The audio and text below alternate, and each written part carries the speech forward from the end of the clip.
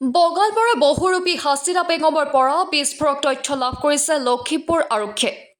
কুখ্যাত মহিলা হাছিনা বেগমৰ বাসগৃহৰ পৰা জব্দ কৰিলে বৃহৎ পৰিমাণৰ নকল সোণ। হাছিনা বেগমৰ বাসগৃহত দেওবাৰে পুৱাই লখিমপুৰ আৰক্ষীৰ বৃহৎ দলৰ অভিযান চলিল। অতিৰিক্ত আৰক্ষী অধীক্ষক লৱ কুমাৰ ডেকাৰ নেতৃত্বত চলিল এই অভিযান। হাছিনাক লগত লৈ বিহপুৰীয়া নাওবৈচা লালুক আৰক্ষীৰ বৃহৎ দলৰ এই অভিযান। অভিযানত জব্দ বৃহৎ পৰিমাণৰ নকল সোণ আৰু নগদ ধন। হাছিনাৰ ভাতৃ শোৱনি কোঠাত লুকুৱাই ৰখাৰ অৱস্থাৰ পৰা জব্দ নকল সোণখিনি। আৰক্ষীৰ অভিযানৰ উমান পাই পলায়ন কৰিলে হাছিনাৰ ভাতৃয়ে।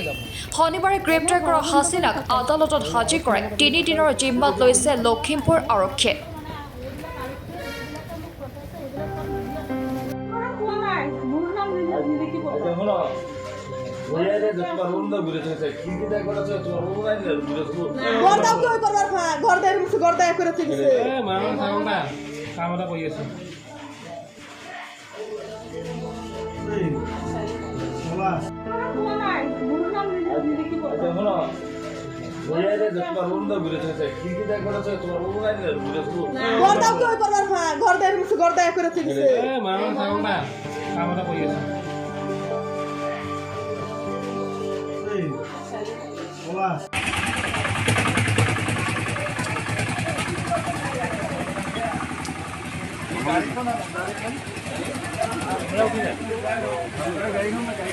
গাড়ী বিলাক আনিব দিয়া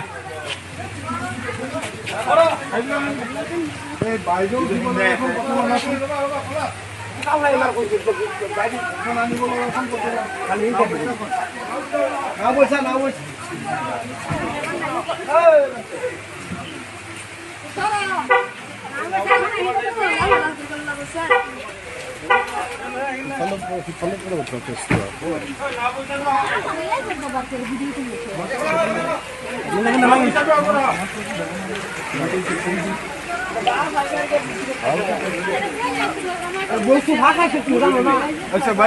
বাইদেউ